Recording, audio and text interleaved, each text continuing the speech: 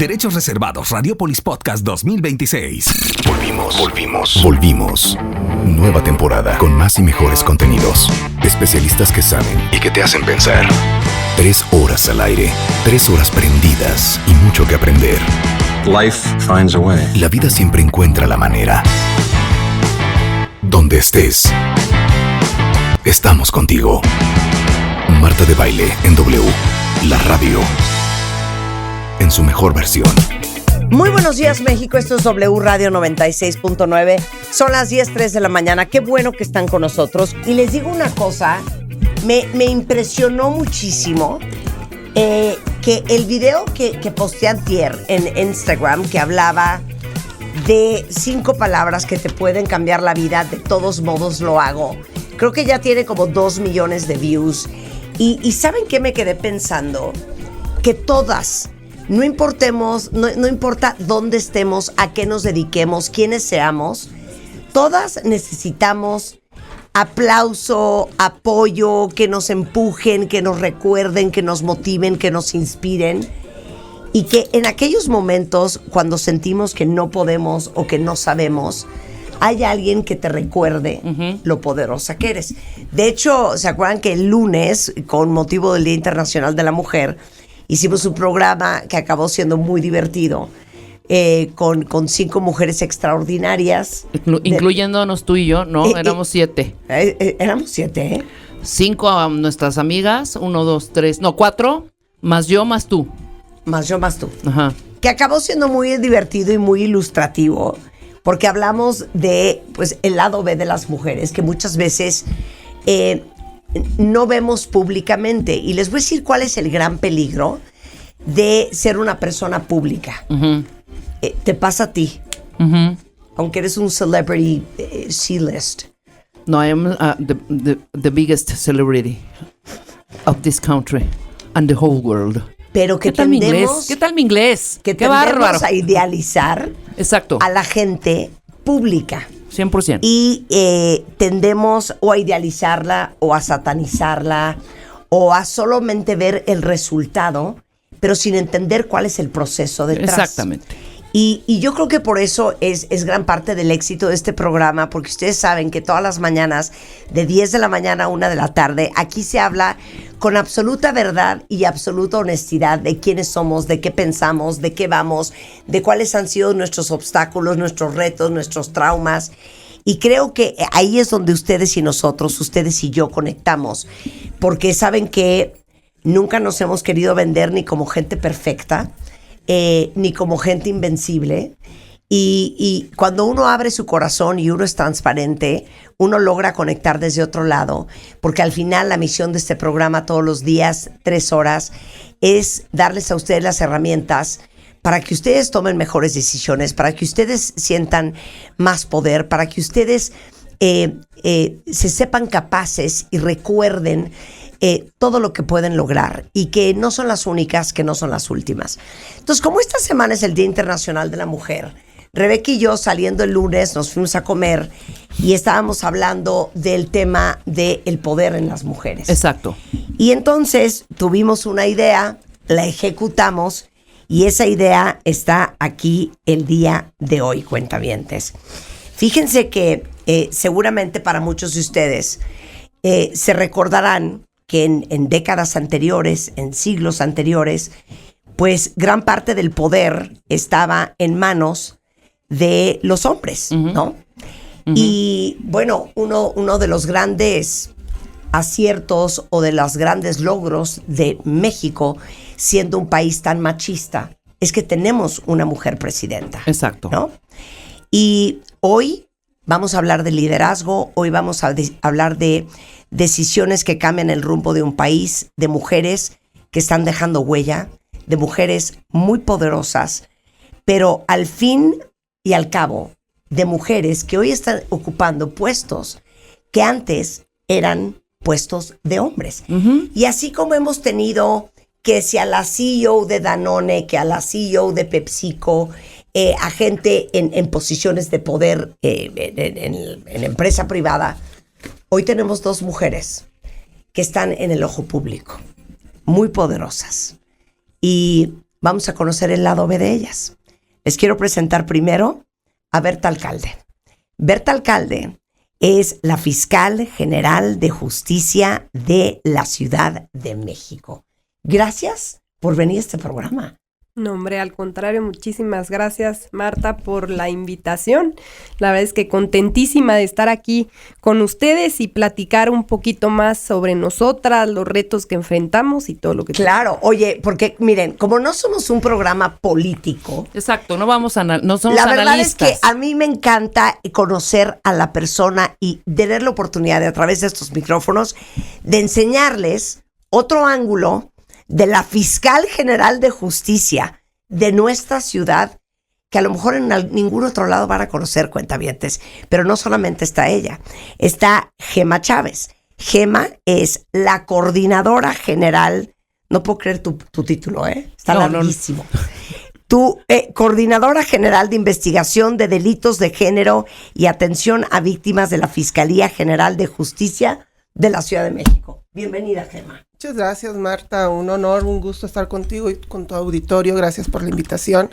Y pues nada más corregir, ya le quitaron y víctimas, porque ya tenemos por fortuna una coordinación de víctimas, entonces ya le podemos quitar la última palabra. Me parece muy bien. Ya quedó corto. Muy bien. Oye, a ver, es que yo de entrada quiero conocer su historia, porque ustedes siempre que salen en un medio están hablando de cualquier otra cosa más que de quiénes son como personas. A ver, voy a empezar contigo, Berta. ¿Tú qué onda? ¿De dónde vienes? ¿Qué estudiaste?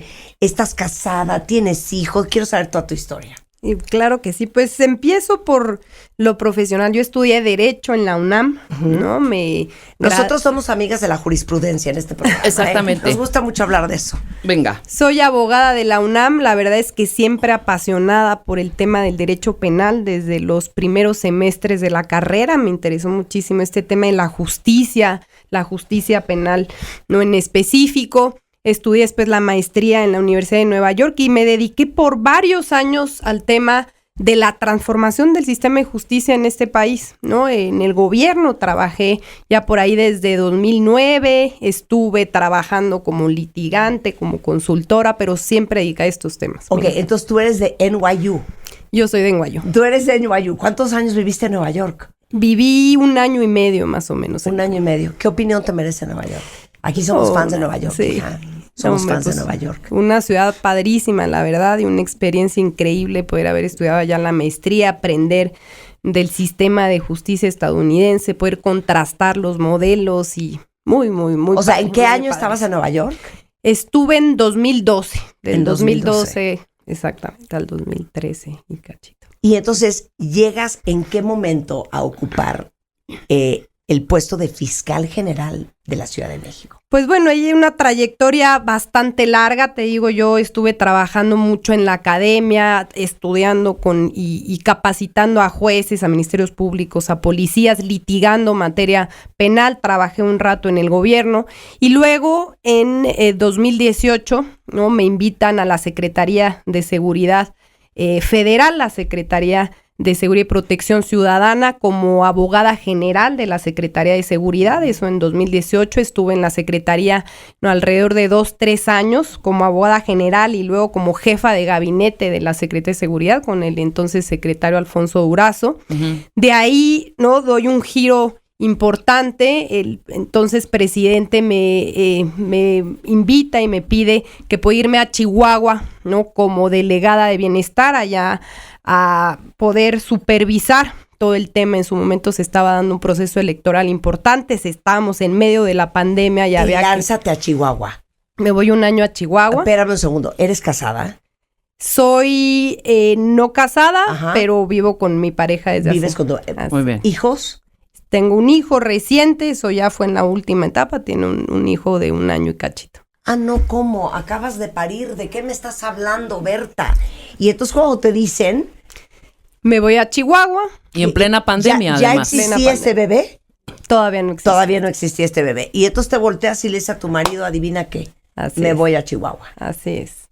Me voy a Chihuahua, nos vamos para allá y bueno, pues estuve allá aproximadamente casi 1 año y regreso después a Cofepris acá a la Ciudad de México, ¿no? También por petición del presidente. Era muy importante atender temas de corrupción acá en esta institución que tenía muchos años con temas delicados de corrupciones, donde se autorizan las medicinas, se hacen inspecciones en hospitales. Entonces, por todo el tema de la pandemia, era una institución clave en estos años, y pues hacer equipo con el entonces comisionado Alejandro Sbarch y ver todo el tema de inspección de los miles de servicios y productos que regula COFEPRIS en su momento. Entonces te regresas a la Ciudad de México. Me regreso a la Ciudad de México. Y luego te dan la fiscalía.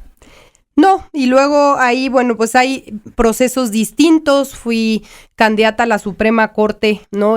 A finales del sexenio anterior, todavía, ¿no? Previo a la reforma judicial. Y bueno, pues por distintas circunstancias, al final me pide el presidente hacerme cargo de la institución del ISSSTE, ¿no?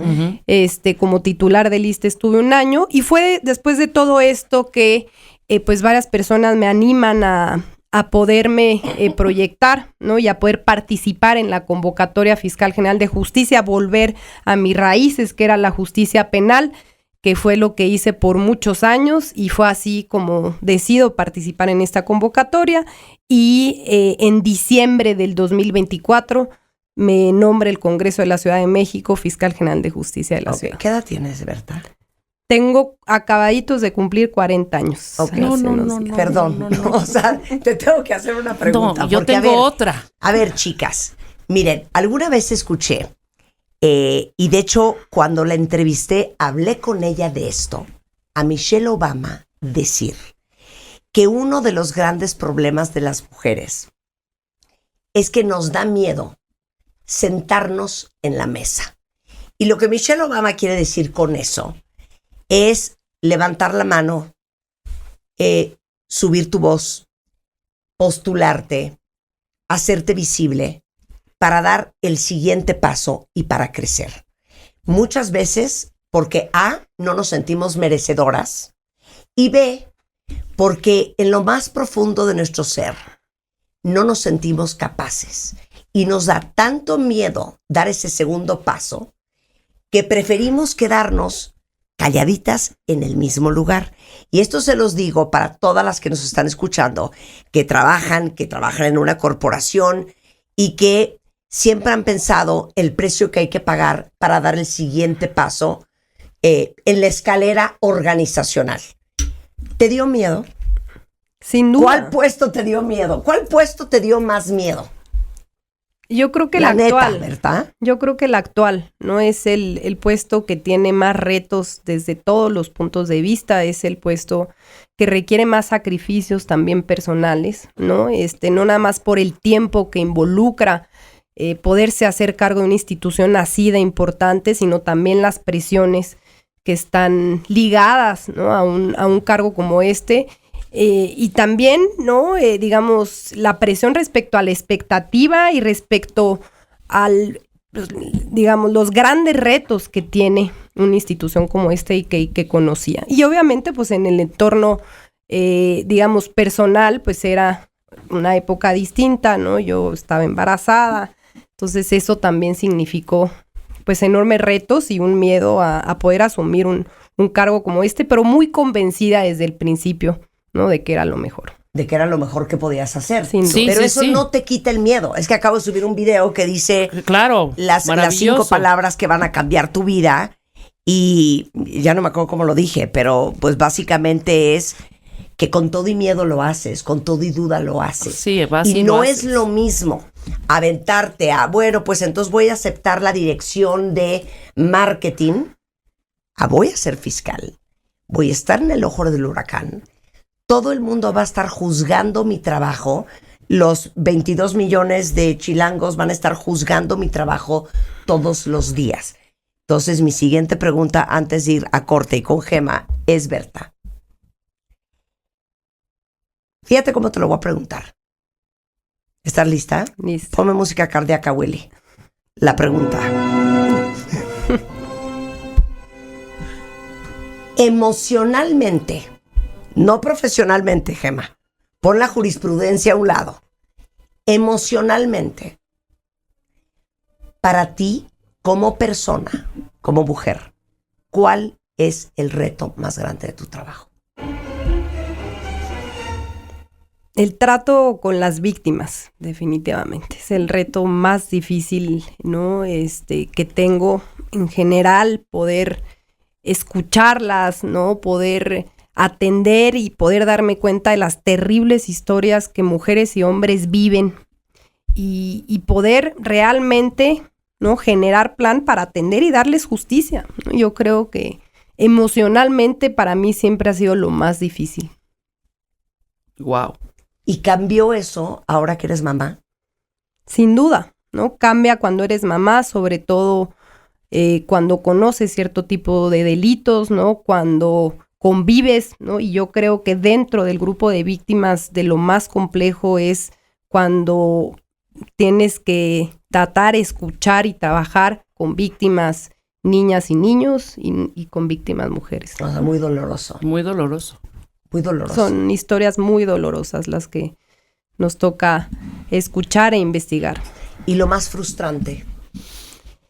Y lo más frustrante, yo creo que lo más frustrante es no poder avanzar tan rápido como uno quisiera, ¿no? Que sabes que tienes un límite de tiempo para transformar una institución que tiene muchos vicios de muchos años atrás y que por más que uno quiere, ¿no? Desde el momento uno poder atender como merecen todas las víctimas, son instituciones que necesitas ir transformando de raíz poco a poco y a veces frustra no poderlo hacer desde el principio.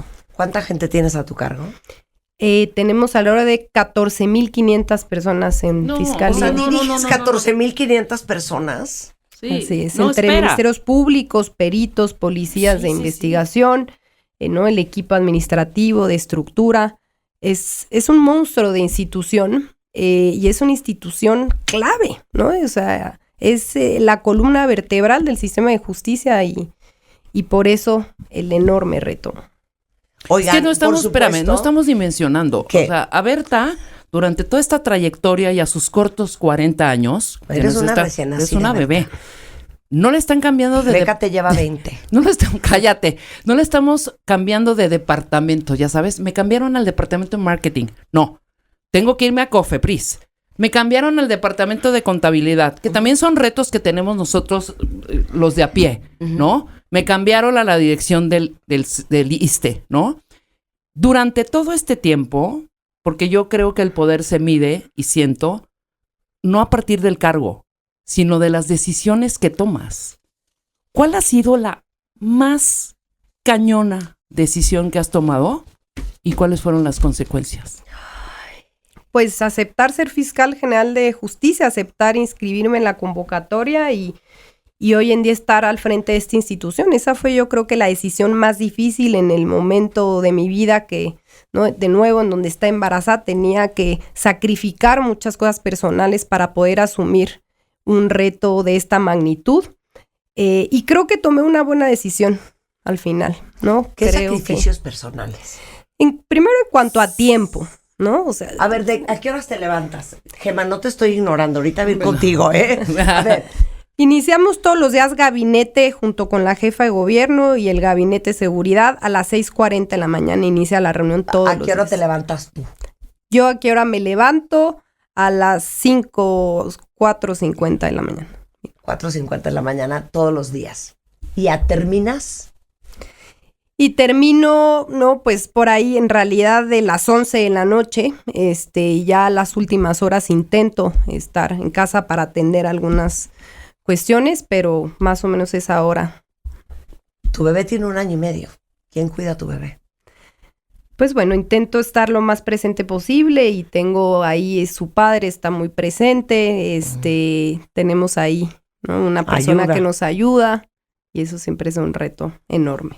100%. Entonces, el día empieza a las 4:50 de la mañana y termina más o menos 11 de la noche. Así es. Bueno, como esta semana celebramos el Día Internacional de la Mujer, el día de hoy decidí invitar a 2 mujeres muy poderosas porque quería conocer el lado B de gente que está en esa posición.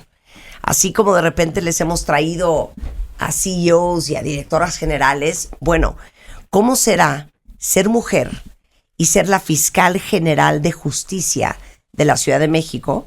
Por eso está invitada el día de hoy Berta Alcalde. Y Gema Chávez, que es coordinadora general de investigación de delitos de género de la Ciudad de México.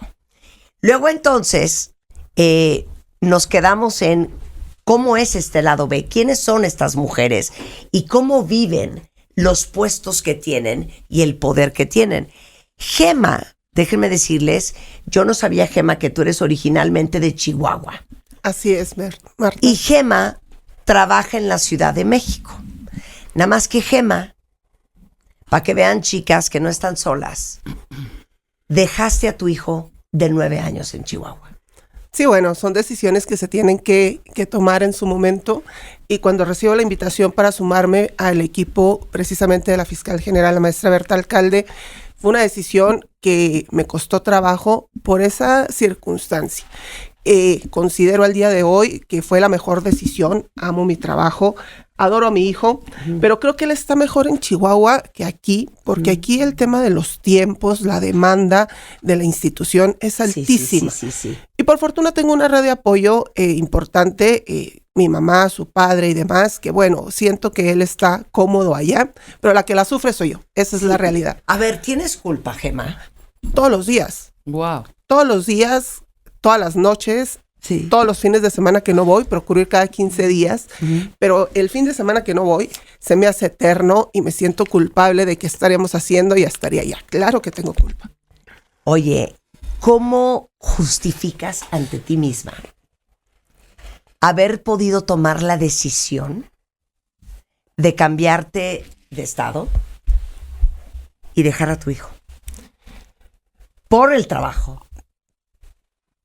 Por dos circunstancias principales, y ninguna más es importante que la otra. La primera, soy jefa de familia. Mi hijo depende principalmente de mí. Entonces, yo vivo de mi trabajo y lo digo como es. Y eso es una motivación importantísima. No la puedo ignorar. Y la otra, el tema profesional y esa espinita de crecimiento laboral y personal que me ha acompañado toda mi vida. Es una realidad. No es la primera vez que estoy fuera de Chihuahua por temas laborales. De hecho, lo he estado más tiempo que en Chihuahua tal vez.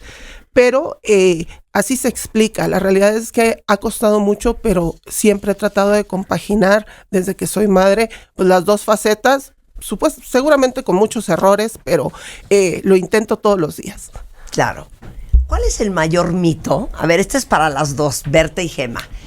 ¿Cuál es el mayor mito sobre las mujeres en el poder? ¿O a qué se tienen que enfrentar ustedes todos los días? Por ser mujeres.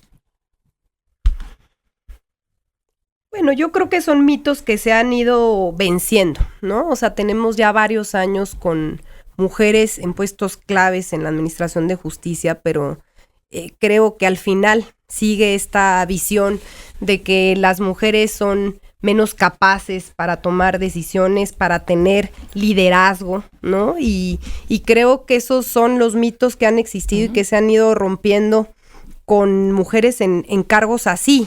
Creo que, ¿no? Esos son de los mitos más comunes. O sea, ustedes sienten resistencia muchas veces en su chamba de hombres. Fíjense bien, que en el fondo de su corazón quisieran su puesto. Sin duda. Yo diría sí. que sí. ¿Sí? Claro que hay resistencia. Las instituciones de procuración de justicia son, en general, la administración, bueno, en la procuración de justicia y en el mundo de la seguridad, no se diga, ¿no? Son puestos que toda la vida estuvieron dominados por hombres. Claro. En donde todavía tienes cuerpos, ¿no? Pues muy masculinizados. Hoy en día hay más, como por ahí del 45% de las personas en fiscalía son mujeres, hay que decirlo. Es una institución que se ha transformado no nada más desde arriba, sino en general cada vez son hay más mujeres interesadas en esto, pero sigue habiendo, ¿no?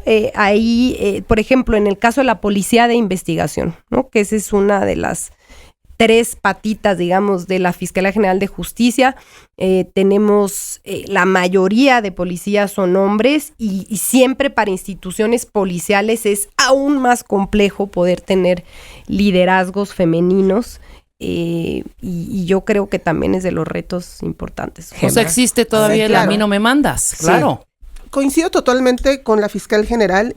Creo que algo que todavía se piensa, precisamente por una sociedad todavía machista, es que las mujeres somos más viscerales u hormonales para tomar decisiones. O emocionales. Y emocionales, exactamente. Y sobre todo que también se asocia con que esto vuelve las decisiones menos técnicas. Creo que nos demeritan en el aspecto técnico por el hecho de ser mujeres. Ha cambiado, claro que sí, hemos obtenido mayor reconocimiento, más espacios y demás, históricamente sí, pero ha costado. Y creo que es algo que se tiene que mencionar. Respecto a lo que preguntas de si en ciertas posiciones de poder todavía recelo de los hombres, me parece que sí, y no solamente por el tema propiamente de género en sí mismo, sino porque hoy por hoy espacios históricamente estuvieron reservados exclusivamente para hombres, y bueno, hoy hay una apertura, tenemos que decirlo, hay una presidenta de la República, hay una fiscal general de la República, una fiscal general de la Ciudad de México, y eso de alguna manera pues ha ido rompiendo paradigmas, pero también generando pues, recelos y envidias, críticas al final. 100%. A ver, pero ya ves que hay de hecho hasta como un decálogo que dicen, si un hombre es muy fuerte, lo aplauden y dicen, hombre, qué bárbaro, qué hombre más capaz. Si una mujer es muy fuerte, dicen, esta es una perra, ¿no? O sea, ¿cómo reconcilias contigo el ser tan enérgica como tienes que ser sin sentirte, y no sé si lo tienen ahí atrás, en el tallo cerebral, híjole, estoy siendo una perra. Van a decir que soy una cabrona. Van a decir que estoy loca. A ver, ¿o es sin piedad? A veces ese es parte de los retos, ¿no? Tienes que ser aún más firme que en otros escenarios, justo por el tema de que tienes que cuidar los liderazgos. Y yo creo que, claro, eso siempre te pasa por la cabeza, pero son instituciones que también requieren disciplina, pero también lo que da el lado de una mujer, se requiere también mano blanda, una mano comprensiva, y eso tenemos las mujeres que muchas veces aportan mucho más, ¿no? Que un... Por eso, pero tienes que navegar entre esa mano firme. Hay un libro que se llama 101 errores que cometen las mujeres, ¿no? En el campo laboral. Y uno de ellos es sonreír demasiado, ¿no? Que es esa necesidad intrínseca que tenemos las mujeres desde que nacimos, de caer bien, exacto, de agradar. ¿Batallan con eso? A ver tú, Gemma. La realidad es que yo no, soy honesta, pero también tiene mucho que ver con mi carácter.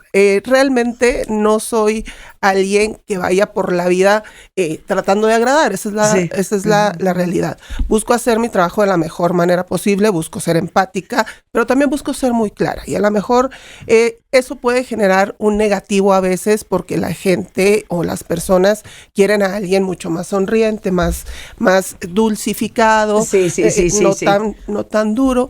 Y creo que el reto a veces sí es ese, el cómo encuentras la valentía para no perder la esencia, pero también para poder hacer lo que te toca hacer de la mejor manera posible.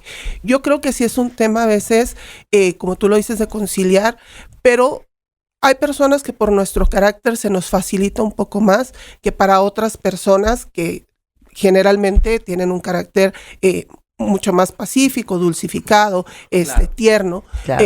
Pero hay personas que históricamente a lo mejor siempre hemos tenido una formación así y no batallamos tanto con ese aspecto. Ahí me incluiría yo. Bueno, Gemma pasa su vida coordinando pues la investigación de delitos de género. Las mujeres específicamente son lo tuyo. Berta, tú eres más unisex. Antes de empezar con profundidades, y oigan, y si tienen preguntas, mándenmelas por Twitter. Berta y Gemma, una pregunta Es pregunta diagonal consejo. Y la pregunta es, ¿qué le hace falta a la mujer mexicana para habitar su poder? Yo no creo en el empoderamiento, o sea, de yo te voy a empoderar, no. De acuerdo, de acuerdo. Cada una es poderosa per se. Lo que pasa es que no lo has encontrado, no sabes cómo usarlo, no has ejercitado ese músculo, no lo has descubierto. Pero ¿cuál es el consejo de ustedes dos? Que se dedican en gran parte a las mujeres. Gema, vas. Muy bien. La neta, Gema. Yo creo que son muchos factores, pero si me preguntas, yo mencionaría 3. El primero, redes de apoyo. Las mujeres cuando están solas es más difícil que ejerzan su poder. Creo que es necesario que haya redes de apoyo y no nada más familiares. Tienen que ser redes incluso de la comunidad. Si dejamos a una mujer sola, difícilmente va a poder salir por la propia situación en la que se vive y la propia tradición machista en el país. Sí. Entonces, yo hablaría primero de redes de apoyo de todo tipo. El segundo punto, educación. El acceso a la educación por parte de las mujeres es lo que abre puertas para un futuro. Y definitivamente, el tercer punto que yo destacaría para que las mujeres ejerzan su poder es el tema laboral, el ser independientes económicamente. Creo que si logramos que las mujeres puedan contar con redes de apoyo, acceder a una educación adecuada y además tener oportunidades laborales, creo que las mujeres podrían ejercer su fuerza, su poder, empoderarse, como tú lo dices, de una mejor forma y más fácilmente. ¿Qué te dijeron a ti cuando eras chiquita? Tal ¿Cómo cual fue tu papá? Mi padre me dijo, y mi abuelo me dijo, porque yo fui criada también por mi abuelo, me decía, hija, lo único que yo te voy a dejar en la vida es la educación. Estudia porque tú no vas a heredar de nosotros nada.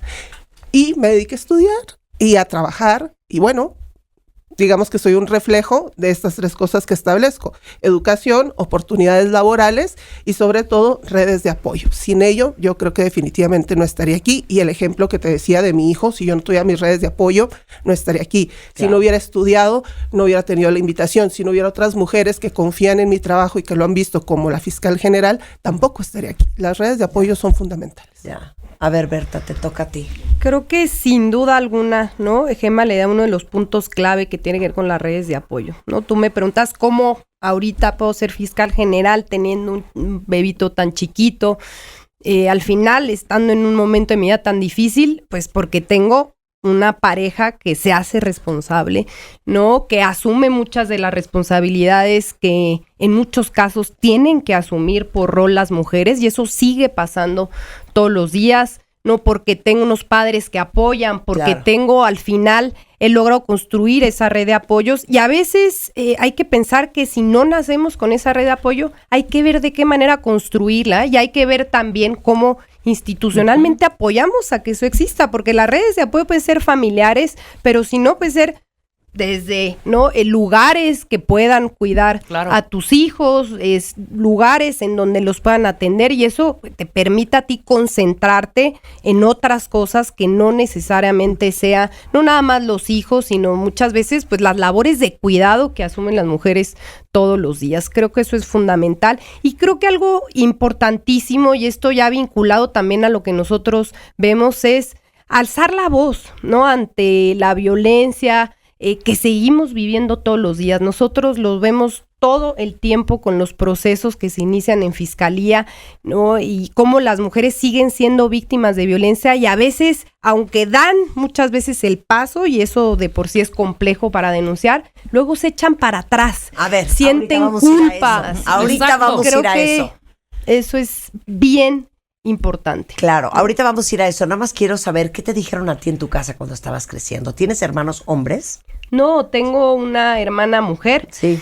Y la verdad, afortunadamente, tenemos unos padres que toda la vida nos impulsaron desde muy chiquitas, ¿no? Estuvimos en escuelas también digamos, muy autogestivas, en donde siempre como niños tomamos decisiones muy importantes y nos impulsaron muchísimo, nos pidieron siempre, nos dejaron ser lo que quisiéramos ser. Mi papá es abogado, pero nos decía, yo la verdad le recomendaría que no fueran abogadas. Y ahí vas. Y ahí vamos las dos. Y ahí vamos las dos. Y eso, pues nos dejaron ser libres, tomar nuestras decisiones y siempre nos apoyaron y nos impulsaron muchísimo. Oigan, a ver, vamos a empezar más profundo. ¿Cuál es el típico caso de la mujer, hablando de violencia, que ustedes ven todos los días?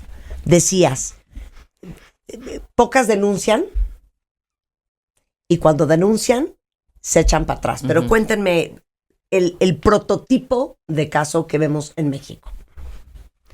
Pues yo creo, mira, el delito con mayor incidencia, hablando en términos formales, que más se da todavía en la Ciudad de México es el delito de violencia familiar. Y los casos más típicos que seguimos nosotros escuchando, cuyas denuncias recibimos, es el caso de violencia de pareja. Desde que son novios hasta que son, obviamente, marido y mujer. La violencia también que se ejerce contra niños y niñas cuando son hijos, y esos son los casos más típicos que nosotros seguimos escuchando. Y hay muchos casos, como te decía, en donde hay... o sea, para que denuncien es difícil.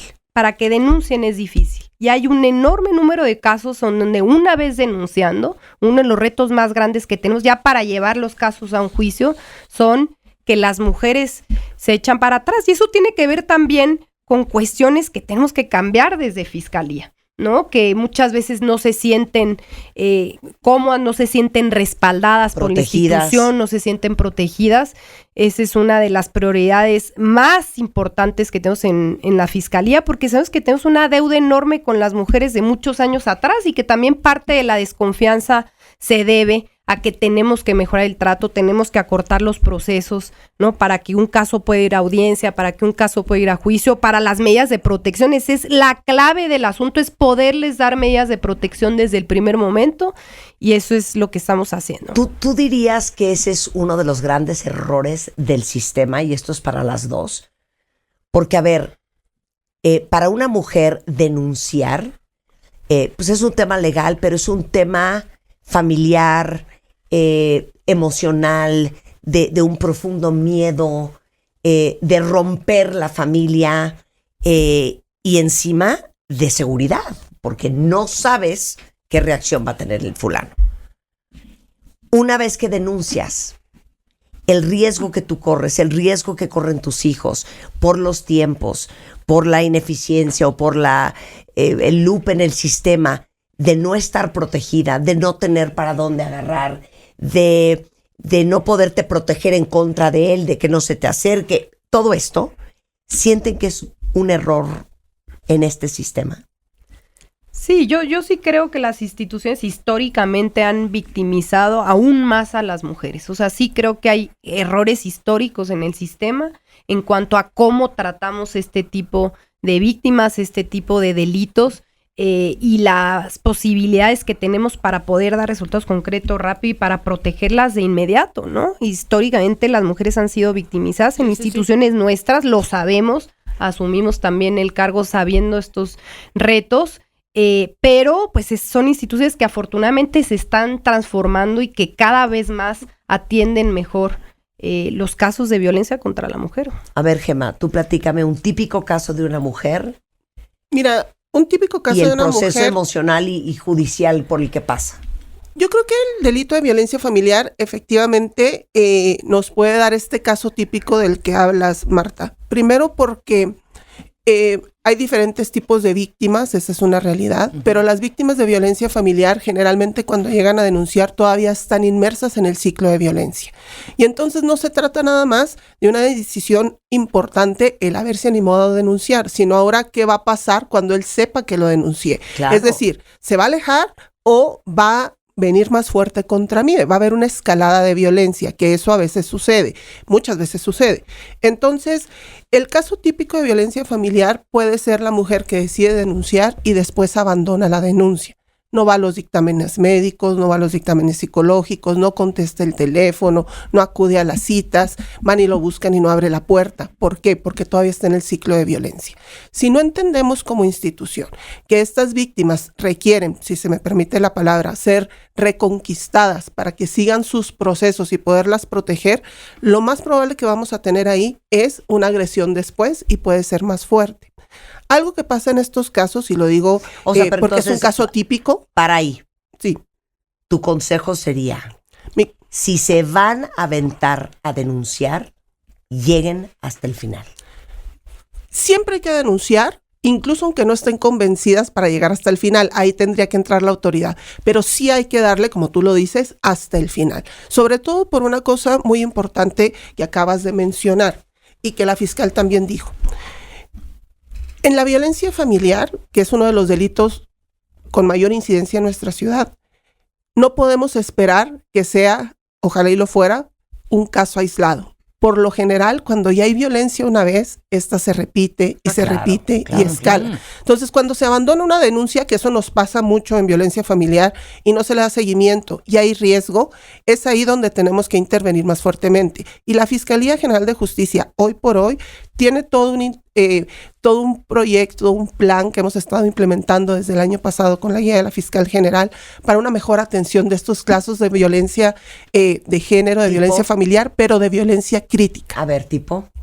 Las violencias críticas son aquellas donde ya hubo un ahorcamiento, donde hubo combustible y te trataron de prender fuego, donde hubo lesiones que tardan más de 60 días y te dejan con pérdida de la vista, con incapacidad para mover un brazo.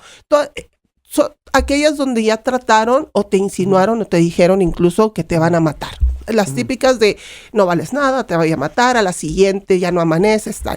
Esos casos de violencia crítica y que existen, si no se les da seguimiento puntual, pueden tener consecuencias perniciosas. Y nada más quiero concluir con esto que tú mencionaste, porque fue el inicio de la pregunta. ¿Qué tenemos que hacer? Fortalecer las medidas de protección. Si la mujer ya denunció, no esperemos que no le pase nada. Tratemos de protegerla desde el sistema, y digo desde el sistema porque no le corresponde nada más a la fiscalía, sí. Desde el sistema aquí entran policías, entran jueces, entra el Ministerio Público, para que no le pase nada, para que si ya decidió denunciar, protejámosla con medidas de protección. Pero hoy, ¿cómo la protegen? Las medidas de protección son mecanismos que están regulados en la ley. Hay una ley específica y en el Código Nacional de Procedimientos Penales. Algunas requieren autorización judicial, otras las puede imponer el Ministerio Público. Bueno, el señor no se puede acercar a mí a más de 1,000 kilómetros. La prohibición de acercarse a la víctima, la separación del domicilio, podemos mandar sacar al agresor, protección policial, etcétera. Obviamente depende del grado o de la clasificación del riesgo. Entre más alto riesgo, pues más alta será, más gravosa será la medida de protección. Pero tenemos que decirlo, hay violencias que no hay medida de protección que alcance y que lo único que pudiera garantizar que esa mujer esté bien sería tal vez judicializar el caso y dejarlo en prisión, ¿no? Exacto. Entonces, ese es un caso típico por lo que preguntaste, mujeres que se atreven a denunciar, pero que a veces hay que volverlas a reconquistar para que sigan sus procesos. ¿Qué tiene que hacer mejor la autoridad para que las mujeres se sientan más confiadas? Porque estamos hablando ahorita de esto, pero ahora vamos a cambiar el tema más adelante. Para que se sientan más confiadas y protegidas de que vale la pena hacerlo. Claro. Y de que va a haber una diferencia en su vida y en la de sus hijos. Esa es justo la pregunta, ¿no?, que nos hemos hecho muchas veces para diseñar todos los cambios que desde que llegamos estamos impulsando. Primero es mejorar el trato desde el primer contacto. Si una mujer llega... desde que llega el MP. Y desde el principio ve resistencia, ¿no? Va a una agencia del Ministerio Público y le dice, no, aquí no tiene que denunciar, tiene que irse a otra agencia, por ejemplo, ¿no? Que esa es una práctica que estamos erradicando. Claro, o entonces, no, señora, si yo no le veo el ojo morado, pues ahora sí que, ¿no? Es cuestionar desde un principio. Sí pasa eso, Berta. Claro, el hecho de que no haya lesiones y se cuestione desde un principio, o el hecho de que se cuestione el tiempo en que se tarda una mujer en ir a denunciar. Hay que cuidar mucho ese tipo de prácticas. Entonces, desde el primer momento, la empatía es fundamental. y el trato es fundamental. Oye, ¿y tú te enteras de repente de cosas? Claro. Aquí estás con dos mujeres muy viscerales, que te dan ganas de agarrar tu coche y lanzarte al lugar y armar un merequeteque porque no puedes creer que eso haya pasado? 100%. Todos los días me entero de cosas, tanto de cosas que viven las mujeres, las personas como víctimas, pero también en la institución. Claro, la fiscalía. ¿No? Claro, que la dices, no puede ser No es posible, acabo de decir. Sí, que no, que hayamos tratado así a esta mujer, no es posible que todavía no tengamos resultados, pero también me entero de cosas buenas, ¿no? O sea, también me entero de ministerios públicos que desde un principio y víctimas que llegan y nos dicen, la verdad es que a mí me transformó la vida esta asesora jurídica, desde el primer momento, claro, ¿no? Me escuchó y creo que también hay personas ahí que transforman las vidas de otras mujeres y ojalá que cada vez más sean esas personas y la idea es mejorar. Ahora, segundo es ser más rápido en cuanto a los resultados. Las mujeres también se cansan porque, bueno, yo denuncio, ya van varios meses, ¿no? Que yo denuncié, me pusieron una cita con el psicólogo en tal fecha, el médico. Necesitamos acortar los tiempos de la investigación en estos casos. ¿Cómo vas a hacer eso? Para poder tener resultados más rápidos. Entonces es eso. Y bien importante es identificar los casos críticos. Decía Gema, hay casos en donde ninguna medida de protección es suficiente y lo que tenemos que hacer es de inmediato tratar de los casos, llevarlos ante un juez y buscar en algunos casos la prisión preventiva. De lo contrario, no vamos a garantizar que las mujeres estén a salvo, ¿no? Y ese es otro de los enormes retos. A veces es muy frustrante porque las mujeres nos cuentan historias muy dolorosas y muchas veces no se ve que la fiscalía, el gran reto que tiene es poder buscar pruebas para llevarlas ante un juez y poder probar una historia muy dolorosa, ¿no? Que es denunciada. Y a veces ese es el reto, porque son muchos delitos de estos, se dan en privado, ¿no? En donde no hay testigos, en donde no tenemos pruebas inmediatas y tenemos que construir casos para llevarlos ante un juez. Y esos son de los grandes retos que tenemos y eso va a otra de las cosas que tenemos que hacer, mejorar la investigación. A ver, entonces espérame un segundo, porque aquí cuando hablamos de divorcio y de pensión alimenticia, de hecho hoy tenemos a Ana Kudish, ¿no? No, ya no. Tenemos una lista eterna de todo lo que tienen que tener las mujeres para tener un caso fuerte. Si alguien que nos esté escuchando ahorita, Berta y Gema, vive violencia familiar, ¿qué pruebas tengo que llevar para que me armen el caso en 2 segundos y detengan a este cuate? Estamos con 3 mujeres súper poderosas, ya llegó la tercera. ¿Sabes que no se te va a estar esperando? Nada más te lo digo. Qué pena, la verdad. ¿Qué hacías en la mañanera? ¿Qué te puede dar la presidenta que no te podamos dar Rebeca y yo? Exacto. De veras. Oigan, estamos 3 mujeres, estamos con 3 mujeres muy poderosas. Porque ya saben que es parte de la obsesión de este programa. El sabernos poderosas, el descubrir nuestro poder, el tener igualdad, el ocupar nuestro liderazgo, el ocupar puestos que a lo mejor antes eran solamente de hombres. Y tenemos a 3 mujeres, Berta Alcalde, fiscal general de justicia de la Ciudad de México, que aparte es mamá de un recién nacido, no entiendo a qué horas, ¿amamantaste, Berta? Sí, claro. También. No, yo le hubiera enchufado una fórmula y un Gerber y ahí que salga adelante el niño. Exacto, yo también. Exacto. Está con nosotros Gema Chávez, coordinadora general de investigación de delitos de género, y Citlali Hernández, que es la secretaria de las mujeres del gobierno federal. Bienvenida, querida. Muchas gracias. ¿Vienes de la mañanera? De allá vengo, perdón. De la mañanera. No, como les decía a las 3 antes del corte, este es un programa social. Esto es para ustedes, mujeres, para que conozcamos el lado B de mujeres que se tienen que enfrentar a los hombres, a el escrutinio público, a la presión, a la culpa, como decía Gema, ¿no? La culpa, claro, de pues, ser mamá, pero pues también trabajo tiempo completo. Nos decía Berta que arranca a las 4:50 de la mañana y terminan a las 11 de la noche Agotadas. diario. Si nosotras que terminamos a las 6 nos estamos jalando los pelos. 6, 7, que decimos, ¿qué onda? Ya no queremos más. ¿Quién Oye, inventó esto? Citlali, ¿a qué horas arrancas tú y a qué hora terminas tú? ¿Estás en las mañaneras todos los días? No, solo esta semana porque es el mes de la Bueno, mujer. de todos Sí. modos. Pero yo creo que lo más temprano son cuando voy a las mañaneras, que inicio como 4:30, 5. Ajá. Y en general 6, 6:30.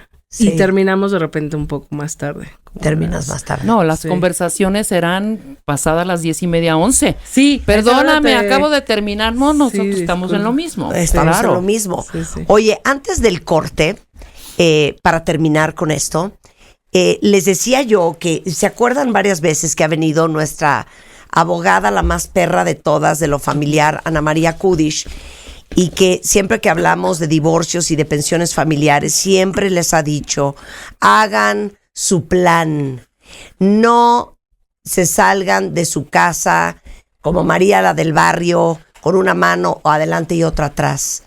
Armen su caso, tengan comprobantes de cuánto gastan, cómo viven, de las colegiaturas, porque es muy difícil cuando no tienen nada el tema del divorcio y la pensión alimenticia. Ahora imagínense una denuncia por violencia familiar.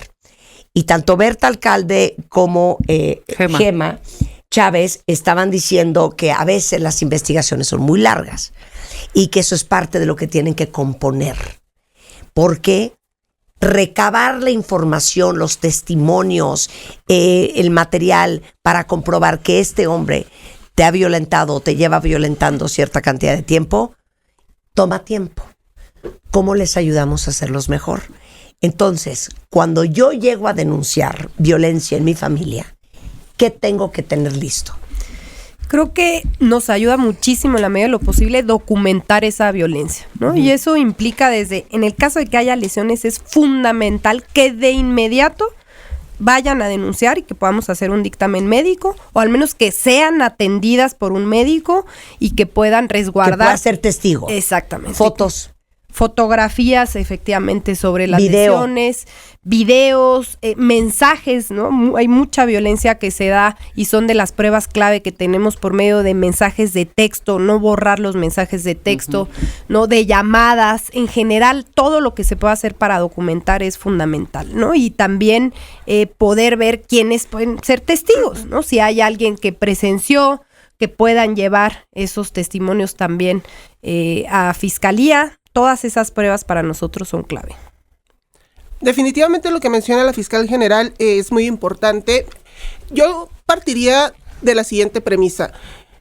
Si no tienen nada, no es necesario que lleven nada. Es decir, el no tener pruebas en ese momento que no las desincentive a Sí, denunciar. sí. Pero si ya van a denunciar y tienen, como bien lo menciona la fiscal general, mensajes de texto intimidantes, con amenazas, con advertencias, con agresiones, hay que presentarlos. Si tienen testigos, aunque no sean presenciales, pero sí personas a quienes ellas le hayan confiado la situación en la que viven. Si son presenciales, pues mucho mejor. Si hay lesiones, definitivamente entre más rápido se decidan denunciar, más fácil es documentar precisamente esa agresión física y clasificar esas lesiones. Si han tenido alguna atención psicológica, pueden presentar los expedientes de atenciones previas que han tenido con psicólogos o médicos particulares. Es decir, todo eso suma para poder construir un caso. Y algo muy importante que me parece también fundamental cuando una mujer se acerca es que no sienta que ella tiene que tener la carga de la prueba. Es decir, si no tiene con qué probar, de todos modos que se acerque y buscaremos la manera de, en ese momento, ayudarle. Ya. El MP no me pela. El MP no me pela, yo lo que les pido es hablar de inmediato. Una de las cosas que estamos impulsando en Fiscalía es tener una línea de atención mucho más eficiente para que nosotros podamos identificar esos casos en donde no están siendo bien atendidas. Directamente a la fiscalía. Directamente a la Fiscalía. Entonces es presentar ahí, tenemos un número único, ahorita aprovecho para dárselos, Dámelo. ahí presentar la queja. Dámelo. de una vez. A ver, En lo que búscalo. lo busca, aprovechar también. Adelante, Ah, sí, perdón, espérame. También está la línea de las mujeres, 079 opción 1, que justamente lo que busca es apoyar, acompañar. Muchas veces las mujeres no saben cómo denunciar. Qué vergüenza, Citlali. se No sabía orientan. que existía esa línea. Sí, es nueva. La A ver, acabamos- Citlali Hernández, la secretaria de las Mujeres del Gobierno Federal. A ver, ¿cuál es la línea? Es una línea nacional, es 079 opción 1. Entonces la hicimos junto con la Agencia de Transformación Digital y se puede canalizar. Entonces, por ejemplo, si alguien dice, oye, fui al Ministerio Público de no sé dónde y no me atendieron, pues lo que hace el CABI, que es el Centro de Atención de Bienestar, es canalizar en este caso a la Fiscalía. A la Fiscalía. O al número de atención de la Fiscalía, Ya, etcétera. dame el teléfono, Berta. Y el de Fiscalía es 55 53 45 5000. A ver, otra vez. 55 53 45 5000. Ah, bueno, tengan ese número, ¿eh? Bien importante. Ahí 100%. hablan, no saben dónde denunciar, voy a esta agencia, voy a otra. Tenemos hoy en una fiscalía especializada de violencia familiar que está en el búnker, en la Cuauhtémoc. Pero, pues muchas veces pueden acercarse a las agencias que les quedan más cerca de su casa. Ahí tendrían necesariamente que atenderlos. Y si hay una queja respecto a la atención, de inmediato este número para que nosotros podamos captar estos casos y que podamos garantizar que se les atienda bien. Ya, ¿no? qué y bueno. que demos seguimiento a las investigaciones. Ya pasamos por esto con Gema y con Berta, Citlali, pero Sí. ahí te va a ti. A ver. ¿Qué es lo que más te frustra de ser secretaria de las mujeres? Mira, yo pienso que son dos cosas. Uno es el tiempo. O sea, pienso que venimos con una fuerza de transformar las cosas y el tiempo en el que las mujeres han sido excluidas, violentadas, es de décadas. Entonces tenemos 6 años para avanzar, bueno, ya menos, para avanzar lo más que podamos. Además es la primera secretaria de las mujeres, ¿no? Entonces pensar en eso de repente frustra porque hay cosas, o sea, queremos hacerlo todo lo que esté en nuestras manos. Y lo segundo es justamente en materia de justicia. O sea, creo yo que es muy frustrante escuchar a víctimas, acompañarlas, atenderlas, saber que hay avances en sus casos y que termina por alguna mala decisión de un juez, de una jueza, porque tuvo mala defensa la mujer, por cualquier razón. Sí. No hay justicia de algo que debería tener justicia inmediata. Eso es muy frustrante porque, digamos, hoy existe una secretaría que acompaña a las mujeres, pero depende de transformar todas las instituciones muchas cosas, ¿no? Entonces eso de repente es frustrante, pero bueno, también convertimos la frustración en acción porque tampoco podemos quedarnos con ese sentimiento. Pero compárteles a todas las mujeres que están escuchando hoy lo que dijiste cuando eras chiquita. Ah, bueno, yo les decía que cuando era chiquita decía que quería ser la primera presidenta de México y a los 25 años fui diputada local, porque de repente se cree que pues tener el poder o el ejercicio del poder es resultado de que la voluntad resuelva, ¿no? La verdad es que yo creo que estamos transformando instituciones, transformando prácticas, nunca hay dinero que alcance, entonces tomar decisiones es mucho más complejo de lo que de nosotros del pudiera otro lado parecer. creemos. Claro. O sea, a ver, es que ese es el problema. Sí, sí, y eso es muy importante explicarlo, ¿eh? Sí, porque la gente cree, Sí. ¿no? El colectivo No quieren, cree es que- que las cosas no cambian. A, porque no le echan ganas. B, porque hay demasiada corrupción. C, porque no tienen voluntad. D, porque no les interesa. Y ahorita que le preguntábamos, por ejemplo, a Berta, ¿cuánta gente depende de ti? Decía que son como 14,000, 14,000 y pico, ¿no? ¿no? Si uno no puede controlar ni su propia casa. No, hasta una junta. No, hasta una junta. Con el MP ¿no? nada más. Pero, y lo dijiste muy bonito allá afuera, es que uno quisiera que con nuestra voluntad Fuera alcanzara. suficiente. Sí, no alcanza. 100%. Porque además estamos transformando las cosas. O sea, Berta es una fiscal honesta. Hemos tenido fiscales en distintas entidades de la República corruptos. que han detenido el acceso a la justicia, que han promovido la corrupción al interior, ¿no? Entonces me alcanzo a imaginar el papel de Ernestina Godoy, el papel de Berta, tratando de pues colocar una institución al servicio de otros valores incluso, ¿no? Yo creo que así nos enfrentamos sobre todo ahora. Y cuando hablamos de los temas de mujeres, híjole, es bien complejo porque yo hay fiscales con los que he hablado y que me dicen cosas muy patriarcales y además ¿Tipo? fuera de la lógica. Pues no sé si se acuerdan al inicio del sexenio que ocurrió, se supo de una noticia de una niña literal, que tuvo un aborto espontáneo. Sí. Fue llevada a un hospital, el hospital fue en Querétaro. La llevaron, pues dio cuenta al Ministerio Público y estaban, digamos, sancionando o querían meter a la cárcel a la niña por un tema de aborto, Bueno. cuando ella había sido violada, o sea, había sufrido abuso sexual. Entonces, en la discusión con el fiscal yo le decía, oiga, pero usted, uno, no hay nadie que la acuse. O sea, fue el hospital que dio cuenta, porque en Querétaro el aborto está prohibido. 2, usted está consciente de que una niña de 14 años no decidió tener relaciones sexuales por voluntad propia con su primo, o sea, que el delito está ahí, no en ella, ¿no? Pero en el diálogo era muy complejo que él le diera esa dimensión de que eso era un delito y no el aborto espontáneo. Que eso le preguntaba yo a Berta y a Gema. ¿Contra qué se enfrentan? ¿Contra qué tipo de machismo y patriarcado se enfrentan ellas todos los días? ¿Cuál es el tuyo? Pues yo pienso que las estructuras, o sea, yo creo que todas las estructuras de la sociedad pues son patriarcales o tienen algo de patriarcal. Entonces, lo que la presidenta nos ha encargado pues es, yo diría, perdón la expresión, pero así lo pienso, agitar el aparato del Estado para ponerlo al servicio de las mujeres, en materia de garantizar más derechos, más igualdad, de prevenir, de combatir las violencias. Entonces, parte de nuestra tarea es articular con todos los niveles de gobierno, con todas las autoridades de procuración de justicia, y hacer valer un principio constitucional, que quizás esto también poco se sabe.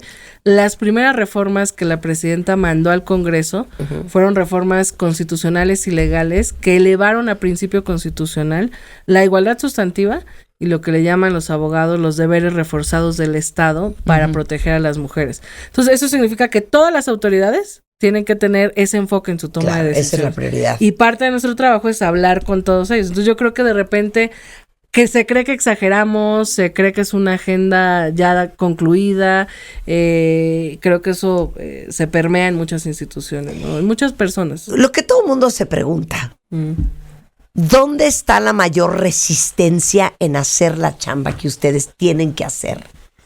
¿Y dónde se cae la bolita? ¿Quién quiere arrancar? Citlali sin piedad. Esta es tu oportunidad para ser 100% honesta y transparente en frente de esta audiencia. No, mira, en mi caso, la neta, como yo no soy una autoridad, digamos, judicial, y nos llegan muchos casos de violencia. Entonces, y nos llegan de 32 estados de la República. Sí. Entonces, en mi caso, creo que donde hay más resistencias y complicaciones es justamente en garantizar justicia a las mujeres. O fiscalías, o ministerios públicos, o jueces o juezas, sí, que tú dices, híjole, o sea, que no está entendiendo el momento en que estamos viviendo, las leyes, ¿no? La protección a las mujeres, las pruebas, ¿no? Entonces, yo creo que donde vemos más resistencias, evidentemente en cada entidad de la República es distinto, y no porque aquí esté Berta, pero claro, bueno, la ciudad sí se cuece muy aparte, pero yo creo que donde hay más resistencias es en esos aparatos de justicia, sobre todo en los poderes judiciales locales. ¿Y para ti dónde se cae la bolita? ¿Dónde se cae la bolita? ¿En qué sentido? O sea, que ya va caminando todo caso, y de pronto... Sí, ¿dónde se rompe la cadena? Mira, yo creo que ahí... ¿Cuál es el eslabón más débil? Exacto. Eso es lo que te quiero preguntar. Yo creo que ahí en el Poder Judicial, en los poderes judiciales locales, pero algo que decías hace rato me parece muy importante. Es muy difícil salir de la violencia, decidir denunciarla, y si tú no tienes un plan, que me parece un gran consejo, o sea, si tú ya decidiste denunciar y salir de la violencia, un plan, una red de apoyo es importante. Pero también sabes dónde se cae la bolita a veces, cuando las mujeres, a pesar de que tienen miedo, denuncian la justicia se les viene encima en términos de que se les complica, avanza lento la investigación, ven corrupción quizás de un juez o una jueza que ya tiene la custodia ya tendría que emitir, digamos, la entrega de los niños y no se da, y entonces llega el agresor y dice, ya ves, yo estoy estoy tomando decisiones para que hasta aquí, metiéndome para que no te den al niño, la custodia. Entonces, si lo quieres ver, fírmame tal cosa, que es profundamente indignante, denigrante, y se acabó el pleito, ¿no? 100%. Ahí hay muchas mujeres que dicen, híjole, claro, o lo que él me ofrece que ya es lo que sea para ver a mis hijos, o lidiar con una jueza que me está tratando mal, un proceso jurídico que está tardando. Yo creo que también ahí es donde se complica. Claro, ok, voy al final con Berta, ¿eh? Ok, Gemma, tú, ¿cuál es tu mayor resistencia y dónde se rompe el eslabón? Yo creo que en la Fiscalía General de Justicia de la Ciudad de México, al menos donde me toca a mí estar, la mayor resistencia tiene que ver con la resistencia al cambio de las prácticas arraigadas al interior de la Fiscalía. Definitivamente algo que se hace necesario es un liderazgo que no administre el sistema como está o como lo recibió, claro, sino que tenga esa valentía o valor de cambiar el sistema, que lo empuje a funcionar de una manera diferente a lo que históricamente ha funcionado. Y a mí me enorgullece decirlo, y no porque esté presente, que el liderazgo en la Fiscalía General de la Justicia de Ciudad de México, en la persona de la maestra Berta Alcalde, es ese tipo de liderazgo, que aún sabiendo que hay resistencias, que va a haber críticas, que va a haber oposición de los mismos que conformamos la Fiscalía. Mañas, vicios. Lo empuja fuerte y lo empuja todos los días. Para mí esa es la resistencia principal, si tú me preguntas. Y en cuanto a la impunidad, o sea, ¿dónde se rompe la cadena? Yo te voy a decir una cosa. Otra de mis grandes pasiones es el combate a la corrupción y es sabido. Y yo creo que existe, no lo creo yo, hay estudios que lo afirman, un círculo vicioso entre la impunidad y la corrupción. La corrupción genera impunidad y la impunidad genera corrupción. Explícamelo. La impunidad genera corrupción y la corrupción genera impunidad. ¿A qué me refiero? Que es un ciclo o un círculo vicioso. Que las personas que tienen forma de corromper a las autoridades, al del MP, al juez, generan impunidad porque permiten que los casos no avancen o se archiven o se resuelvan de manera favorable a sus intereses en contra de lo que exista en la investigación, por decir algo. Eso genera impunidad, pero entre más impunidad tenemos más corrupción, porque esas personas pueden seguir precisamente cometiendo delitos 100%, o claro, pueden seguirse enriqueciendo, pueden seguir conformando estructuras criminales. Al final, la corrupción se maneja en redes, hay una estructura criminal. Claro. Total. Y si tú me preguntas, para mí, ¿qué genera impunidad en una dependencia como la Fiscalía General de Justicia en la Ciudad de México? Definitivamente corrupción, que se busca y todos los días se trabaja para erradicar, pero existe y tenemos que reconocerlo. Berta, tengo que ir contigo después del corte. Pero es que imagínense esto. O sea, sí se están dando cuenta que ellas tres se dan cuenta. Claro, exacto. Sí se dan cuenta. Sí. ¿No les ha pasado a ustedes? Yo soy empresaria. Que de repente dices, es que ¿sabes qué? Quiero correr a estos 4 que son las manzanitas podridas de esta compañía. Le están haciendo mucho daño al equipo, están truncando nuestro crecimiento. Le dices a tu CFO, ¿cuánto me cuesta correr a todos? No. Y entonces te dice, no, pues $2.5 millones de pesos. ¿De dónde? Y tú tienes un flujo de caja emproblemadísimo. A ver, córrelos.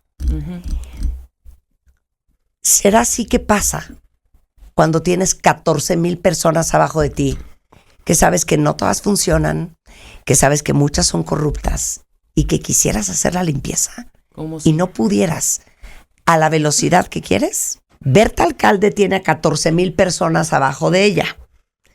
Tú tienes claro dónde encuentras tu mayor resistencia en el sistema que estás tratando de cambiar, no solamente administrar, bien lo dijo Gemma.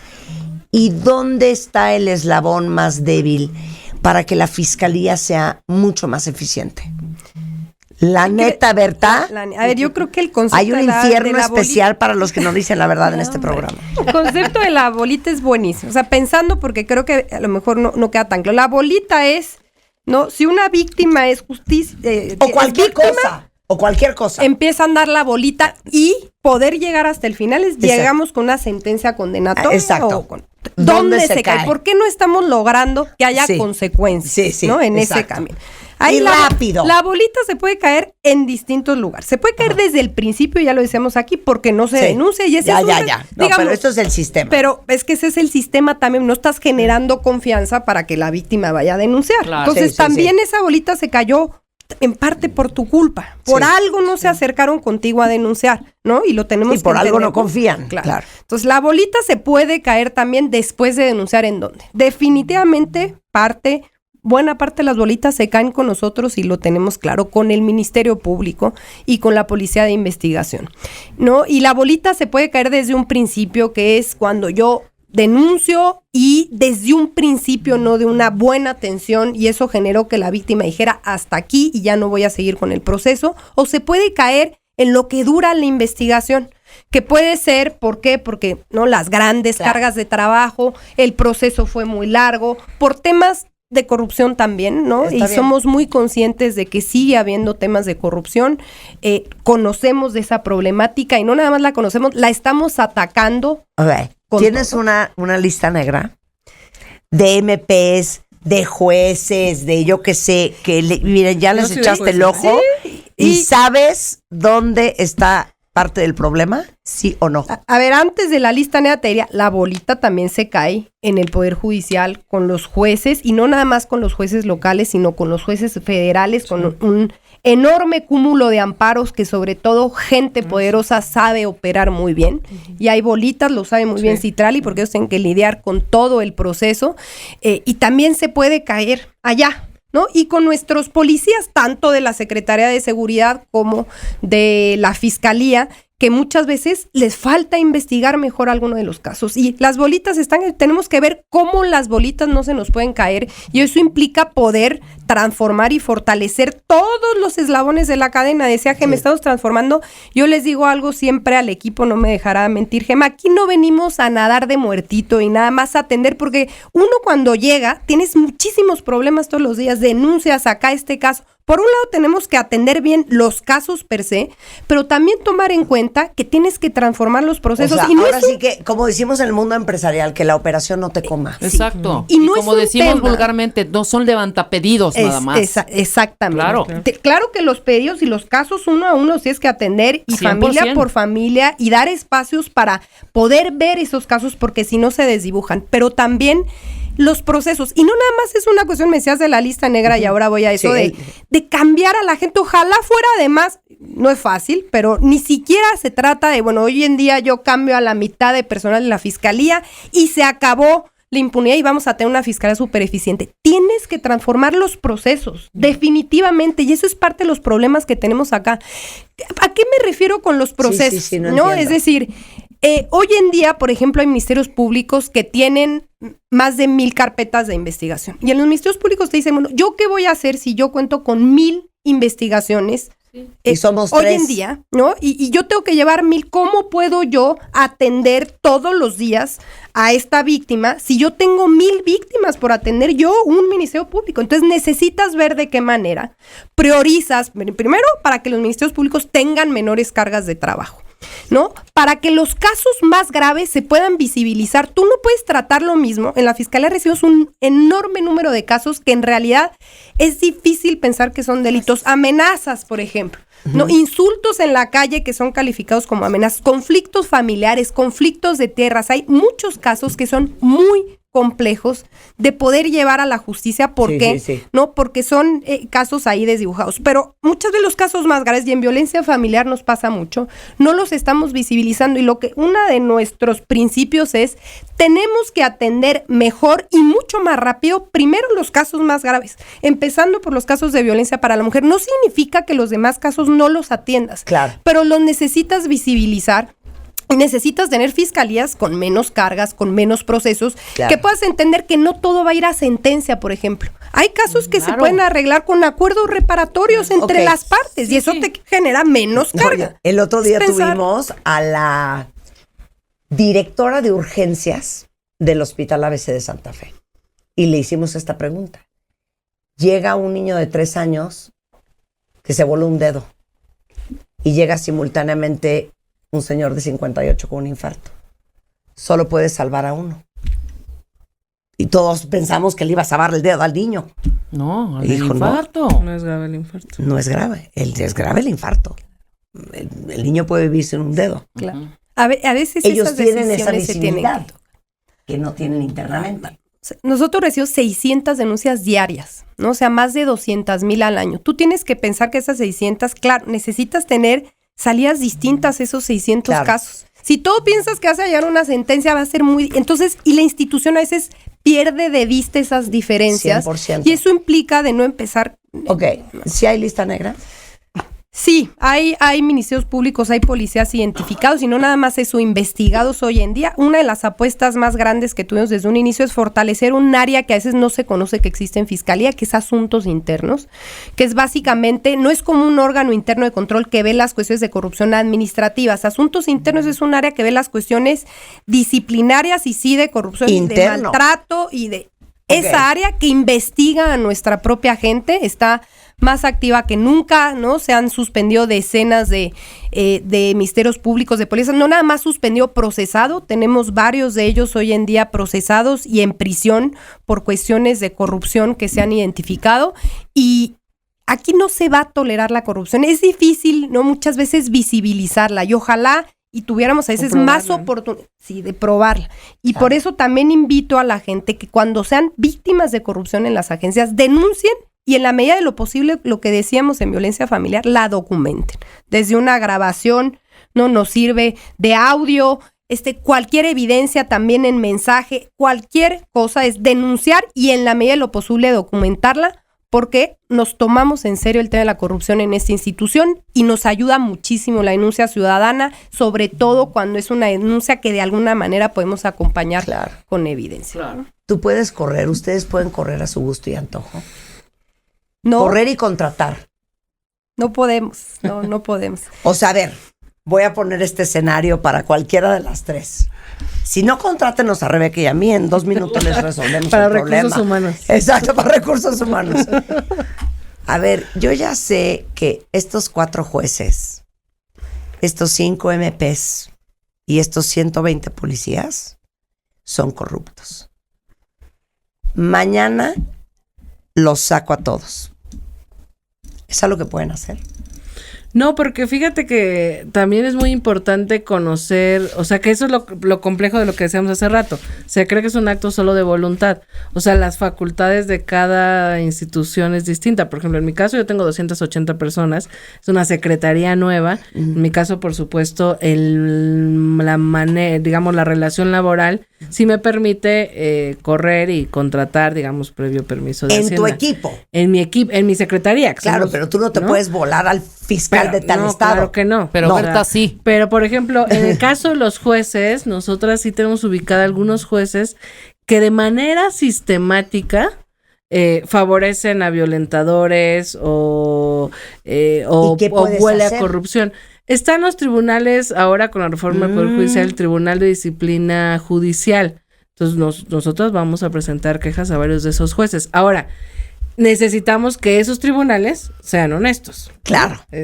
Para A que ver, pueda haber una claro. sanción. A ver, tú, Berta, ¿Qué pregunta? ¿podrías correr a tu gusto y antojo a todos los que tienes en tu listita negra? No a todos, pero sí a aquellos en donde les podemos probar actos de corrupción. Y ya lo hemos hecho, ¿no? Ya hemos destituido a ministerios públicos que identificamos, no es nada más porque hay veces que es desde chisme de pasillo hasta denuncias concretas en donde la víctima se anima y a veces es bien complejo que la víctima se anime, víctima de corrupción o la persona se anime denunciar. porque también muchas veces son parte del problema, ¿no? O sea, abogados litigantes que son parte del problema y que ahí también es una cuestión, la práctica de la abogacía que hay que cuidar muchísimo en conjunto con los ministerios públicos, pero ya que hay una denuncia, pues sí, muchas veces la dificultad está en probar, pero claro que podemos en los casos en donde identificamos patrones, en donde identificamos ya, ¿no? Casos con cierta evidencia, los podemos correr. Estamos también haciendo un trabajo, pero yo insistiría en que el problema no termina ahí. O sea, si yo tengo al final prácticas que incentivan y procesos que incentivan la corrupción, yo puedo hoy en día correr esos 20 y traer otros 20 y te puedo asegurar que si tú no cambias los procesos, esos 20 en 10 años, ¿no?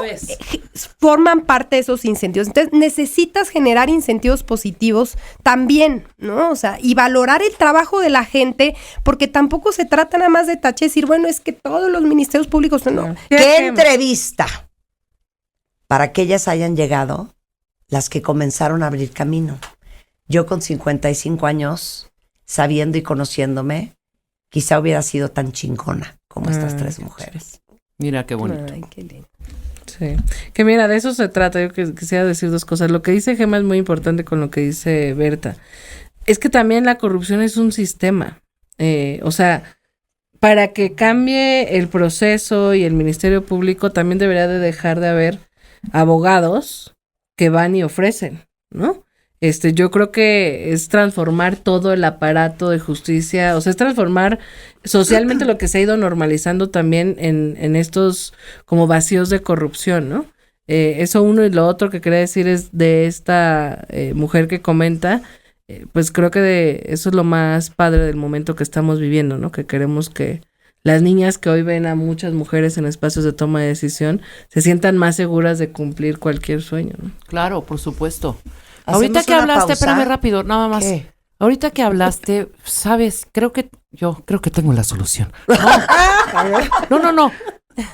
También en la práctica, claro, privada, tu abogado puede comprar a los jueces y puede comprar a este Lo tipo acaba de de decir Por Berta. eso, a eso es a lo que voy.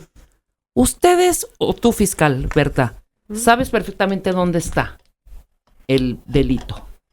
Tú como juez te compraron, güey. Y tú, Macotela S.A. y Asociados, quisiste comprar al fiscal. Te cierro tu bufete. ¿Se puede? No, La fiscalía no puede hacer No eso. puedes hacerlo. no.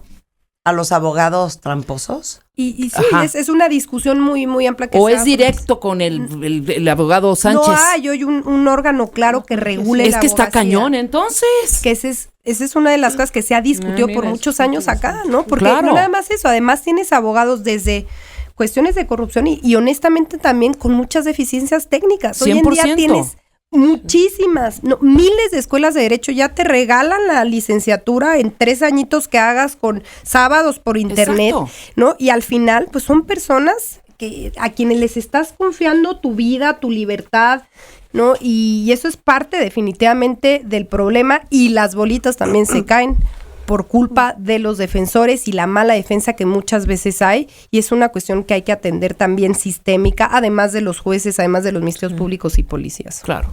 Ok, estamos en la semana del Día Internacional de la Mujer, de proteger a las mujeres. Están con nosotros la secretaria de las Mujeres del Gobierno Federal, Citlali Hernández, Berta Alcalde, fiscal general de Justicia de la Ciudad de México, y Gema Chávez, coordinadora general de investigación de delitos de género. Como ustedes saben, nuestro programa, más que político, es un programa social. Y al final, para mí, la misión de esta conversación es que conocieran el lado B de estas mujeres que están, aunque lo duden, luchando por las mujeres y también luchando por cambiar el sistema. Que como pudieron haber visto, no es que no lo vean, no es que no se den cuenta los retos y las oportunidades y los serios cambios que hay que hacer en México por la violencia que existe contra la mujer.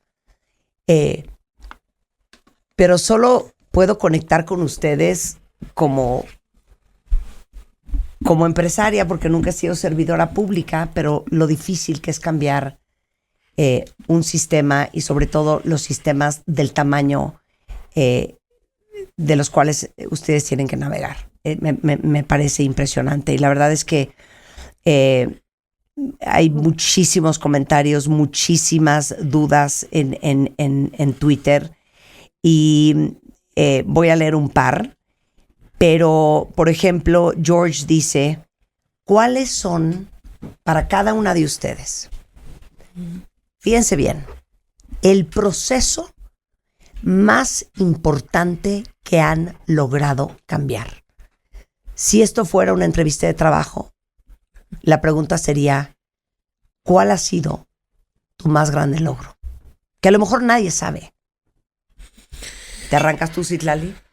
Ok, en la secretaría, mira, yo creo que la voluntad, la fuerza de la presidenta y que exista una Secretaría de las Mujeres por primera vez, nos permite hablar con las fiscalías, con los tribunales, con las autoridades en su diversa expresión. Pero ¿cuál es tu logro, el tuyo? Pues, o sea, yo creo que eso, o sea, que hemos podido salvar la vida, poder resolver violencias hacia las mujeres, gracias a que existe hoy una secretaría y a que tomamos con mucha seriedad nuestro trabajo e intervenimos. Yo muchas veces pienso que en muchos casos que hemos resuelto, la recuperación de hijas o hijos de una mujer, el detener a un feminicida, cualquier acto de justicia, que yo creo que son varios que hemos tenido en este primer año y medio, en el que la existencia de la secretaría sí cambia la situación. O sea, gracias a que hay una secretaría, una mujer ha podido tener justicia con nuestra intervención o diálogo con alguna autoridad. Berta, tu más grande logro. A ver, yo me enfocaría en el tema de mujeres y hay dos grandes logros, ¿no? A partir del impulso que le hemos dado al tema. Uno es el tema de las violaciones, ¿no? Hoy en día hablamos de muchos casos tristes en donde se caen las bolitas, pero hay bolitas que sí llegan hasta el final y llegan a una sentencia. Y hoy en día podemos decir que hay 20% más de casos judicializados de violación. ¿Por qué la violación? Porque hemos concentrado nuestros esfuerzos, sí en los temas de violencia contra la mujer, sí en los temas de violencia sexual, pero el caso de violación es muy particular y gracias a los esfuerzos, ¿no? Aquí en coordinación con nuestra coordinadora, nuestra fiscal de delitos sexuales, tenemos 20% más delitos sexuales. Feminicidios.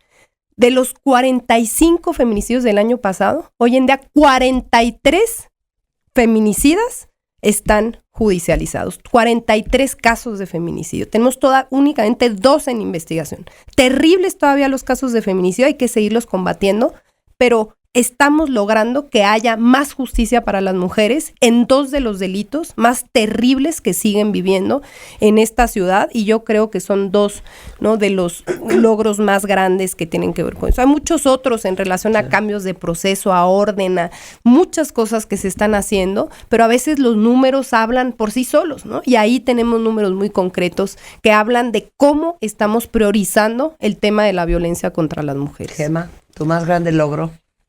Mis logros no son míos, y lo debo decir así, son primero... Ya, Gemma, no seas sencilla. No soy sencilla. A mí me Con toca orgullo. la ejecución de las instrucciones de la fiscal general y me toca también el apoyo de todo mi equipo. Entonces yo logros propios no tengo ninguno, pero te voy a decir cosas que a mí me llenan de satisfacción que han sucedido desde la coordinación de género. En primer lugar, yo te podría mencionar definitivamente... algo que parece ser algo muy sencillo, pero que impacta en la calidad de las investigaciones es lograr disminuir los tiempos de atención de las personas usuarias. Realmente personas que tardan ahí todo el día porque denuncian y luego la pasan al médico y luego al psicólogo y luego otra vez al policía y luego tal, pueden durar hasta 10, 12 horas en el Ministerio Público. Si logramos acortar esos tiempos y lo hemos hecho, creo que es un logro importante. Por hablarte de algo, digamos, en ese aspecto. Hablando en datos duros, aparte de las cifras de feminicidio que tienen que ver con esta administración de la Fiscalía General, pero que ya se traían también buenos números desde que la doctora Ernestina estaba en la Fiscalía, lo cierto es que también tenemos una atención importante en lo que es priorización de casos. Los recursos de las fiscalías no son ilimitados, son muy limitados. Y entonces tenemos que aprender a priorizar. Y no todos los delitos y todos los casos se priorizan igual. Y entonces generar los criterios de priorización, clasificar los casos con esos criterios y luego darle el seguimiento especializado que requieren esos casos priorizados, es todo un reto y hoy por hoy es algo que se está haciendo en la Fiscalía General de Justicia, sobre todo en las fiscalías que tienen que ver con la coordinación de género, que son 6. Trata de personas, feminicidio, delitos sexuales, violencia familiar, en grupos de atención prioritaria y niños, niñas y adolescentes. Y nada más para cerrar, si me permites, algo que también me llena de satisfacción y que trabajamos todos los días porque así ha sido así la instrucción. Casi el 50% de las judicializaciones de la Fiscalía General de Justicia de la Ciudad de México vienen de la coordinación de género. Entonces eso habla del trabajo que hacen los fiscales especializados de esta coordinación y todo su equipo. Completen esta frase con lo primero que les venga a la mente. Yo soy malísima con eso. Ya sé, voy a pensar rápido. Si pudieras cambiar una sola cosa, y no es un choro de 1 minuto, de este país, ¿qué sería, Berta? De este país. Una sola cosa.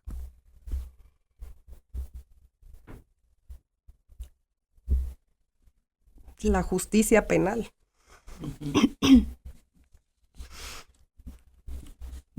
Necesita mejorar. Claro. 100%. Claro. Citlali.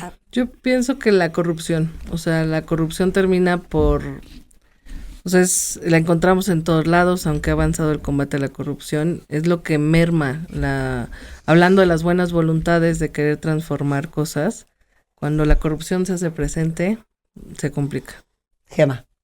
Pues ya me ganaron las dos principales, sistema de justicia, el combate a la corrupción, pero yo soy una convencida de que hace falta la protección efectiva a los grupos vulnerables. Siempre tenemos que ver por quienes más necesitan protección para que de esa manera podamos avanzar. Y por último, ustedes son 3 mujeres muy poderosas con... tú muy bien que no tuviste hijos, Citlali. Muy mal, Berta, y tú muy mal también, Gema. Un pendiente, un cansancio y una eterna preocupación que les espera, Tú muy bien, Citlali, tú muy bien. Bueno, pero todavía no lo descarto, No, haznos caso, Está bien. haznos caso. Lo consideraré. ¿Qué quieren decirle a las mujeres allá afuera? Que necesitan creérsela más, que necesitan saberse más merecedoras, que necesitan confiar más en ellas, cuando no lo sienten y no lo creen. ¿Cuál sería el mejor consejo de una mujer como ustedes a una mujer de nuestra audiencia? Yo, Vas, Gema, te veo con ganas. hombre, De amiga a amiga. yo lo que le diría a las mujeres es que no escuchen las críticas, que no se rindan, que insistan en aquello que quieren lograr.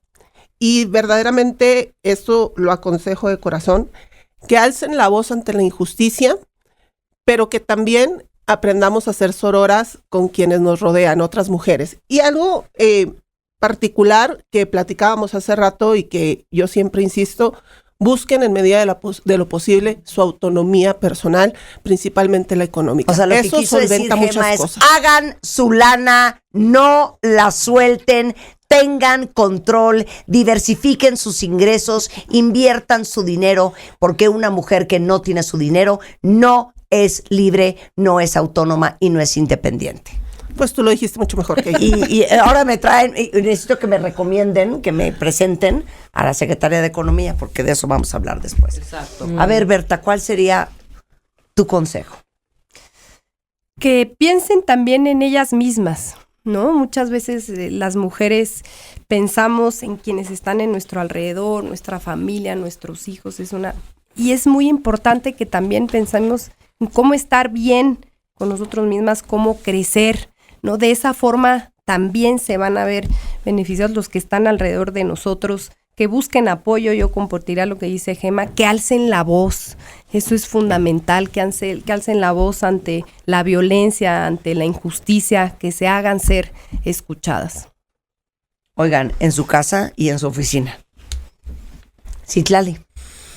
Yo les diría que nunca permitan que nadie les haga sentir menos. Venimos arrastrando décadas de exclusión, de violencia, y incluso las mujeres que vamos teniendo más confianza o que estamos en la toma de decisiones, traemos cargando esa historia, es decir, a veces solemos hacernos más a un lado, nos callamos lo que queremos decir, ¿no? Entonces yo creo que es muy importante que todas las mujeres en este país, además en un momento de tiempo de mujeres, con una presidenta, con muchas mujeres tomando decisiones que además de hacer bien su labor, tratamos de favorecer o digamos de disminuir esta brecha de desigualdad, que nunca permitan más en su vida que alguien las haga sentir menos, que alguien las excluya, que digan lo que piensan, que construyan un camino de mayor autonomía. Me gustó mucho lo que dijiste, porque cuando somos más autónomas, cuando estamos más convencidas de que valemos, creo que es más fácil enfrentar un sistema que a veces tiene puertas cerradas para las mujeres, y que sepan que no están solas, porque también hay un momento en el que yo creo que muchas más mujeres nos podemos acompañar hasta lograr eso, que no es una aspiración lejana, ¿no? La igualdad entre hombres y mujeres, donde quede muy claro que no somos más, no queremos ser más que los hombres, pero tampoco nunca más queremos sentirnos menos ni vivir menos, con menos.